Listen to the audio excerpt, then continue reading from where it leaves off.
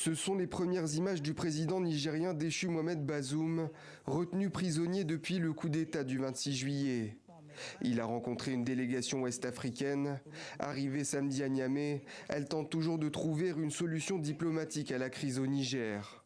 Après un premier échec le 3 août dernier, la délégation a enfin pu démarrer la phase de discussion.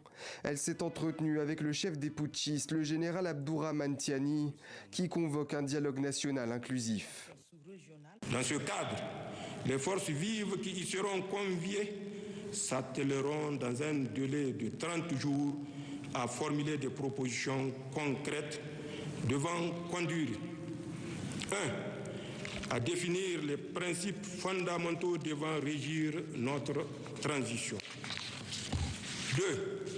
À définir la priorité de la transition dont la durée ne saurait aller au-delà de 3 ans. Je affirme ici que notre ambition n'est pas de confisquer le pouvoir. L'option militaire n'est pour autant pas complètement écartée de part et d'autre. Réunis à Accra jeudi et vendredi, les chefs d'état-major des armées ouest-africaines maintiennent la possibilité d'une intervention. Nous sommes prêts à intervenir dès que l'ordre sera donné. Le jour de l'intervention a aussi été fixé, mais nous n'allons pas le divulguer.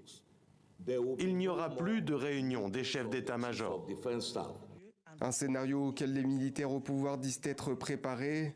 La communauté internationale souhaiterait néanmoins éviter une telle issue. Hier, des diplomates de l'ONU ont pu s'entretenir avec le Premier ministre nommé par les putschistes. Ils l'ont exhorté à laisser une porte ouverte au dialogue.